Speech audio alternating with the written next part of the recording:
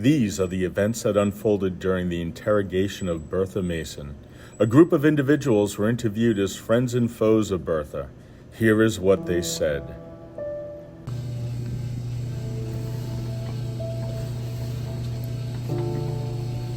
Mrs. Mason, may I inquire as to the nature of your relationship with the esteemed Edward Fairfax Rochester?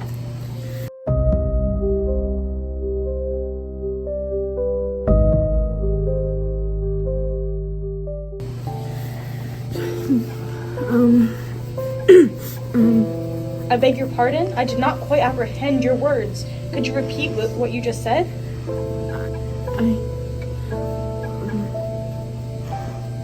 Pray, do not distress yourself, dear Bertha. Kindly compose yourself and share your thoughts with us. Rochester. Bertha, thou art speaking in utter nonsense. I demand that you answer the question forthwith.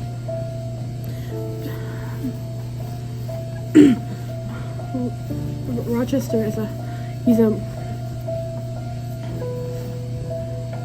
beseech you to compose yourself. Rest assured, all shall be well. Pray, take a moment to articulate your thoughts completely.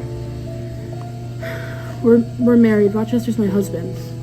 I extend my sincerest gratitude for your esteemed service. You have greatly aided us in the progression of our case. Good day to you, Miss Bull. We welcome you to the interrogation room. We have summoned you here this day to inquire into matters concerning Mr. Edward Rochester and Miss Bertha Mason. We express our gratitude for your attendance. It's my pleasure, sir. Pray tell, what is your relationship with Mr. Edward Rochester? I serve him, sir. Proceed. In what manner do you serve him? As a maid. Elucidate further. I demand that you speak.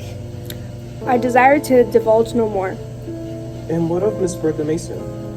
I am tasked with her care. Speak more, woman. That is quite enough. I shall take my leave now. You cannot. You may return for further questioning, should the need arise. I must inquire about the increasingly dire state of your sister's health. I comprehend your concerns. Yet I must assure you that Bertha is quite well in hand. Is she unwell? Pray, are you suggesting that she is mad? What, may I inquire, has led to such a condition? I take no pleasure in discussing this distressing matter. Suffice it to say, her affliction has evidently intensified since her ill-fated union with her odious husband. It is of utmost import that we procure all fragments of evidence to unveil the truth. Elaborate, Mr. Mason.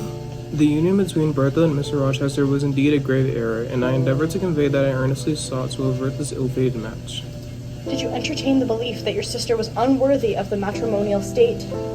One cannot help but observe the most distressing decline in her mental state, considering the trials of her upbringing and the regrettable legacy of mental illness within our family. It is evident that she did not require any additional burdens. My utmost desire was to shield her from such afflictions.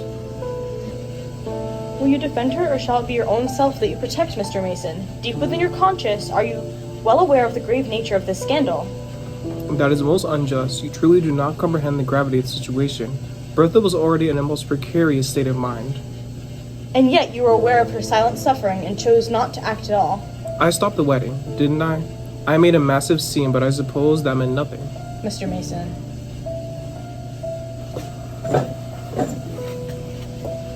Greetings, Rochester. You are well aware of your purpose of your gathering here today. Am I? Indeed you are. We are aware of your relationship with Mrs. Bertha Mason, but we would like to hear from you directly. You are indeed correct. We are wed, yet I must assert that this circumstance lies beyond my control. Our union was arranged as a consequence of the inheritance bestowed upon me by my parents. What is the meaning of this? You have chosen to feign her very existence, to confine her to the attic and take another as your bride? No, that is not what happened. Enlighten us. What treachery is this? We are fully aware that you are bound in matrimony to Bertha. You still possess the audacity to pursue Jane. Is it not true, sir? How dare you attempt such a blatant betrayal? The sole individual I would betray is a lady I hold dear. Jane, we are to be wed shortly. Bertha Mason is of no significance to me, and that, I assure you, is unequivocal truth. I grasped your predicament, yet I must inquire what conceivable reason would compel you to confine your own wife within the attic. I shall not deign to discuss this wretched affair. You are to leave me at once. I demand the immediate presence of a solicitor. Miss Eyre, you have been summoned to this gathering to elucidate some peculiarities concerning your former employment at Thornfield Hall. You were indeed a governess, if I am not mistaken. Yes, I was. So, you admit then you had a close association to Mr. Rochester?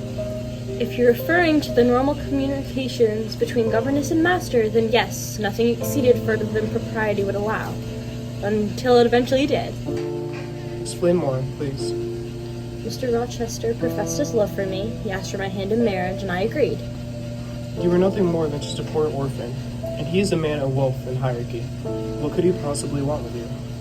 He valued me not only for my fortune or name, he saw me an equal, although I have no beauty nor rank.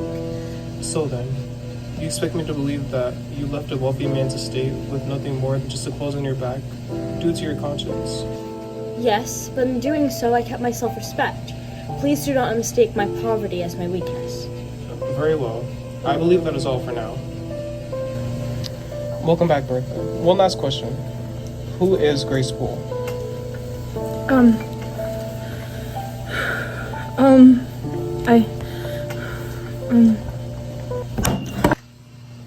Who was Grace Poole? My doctor. Thank you.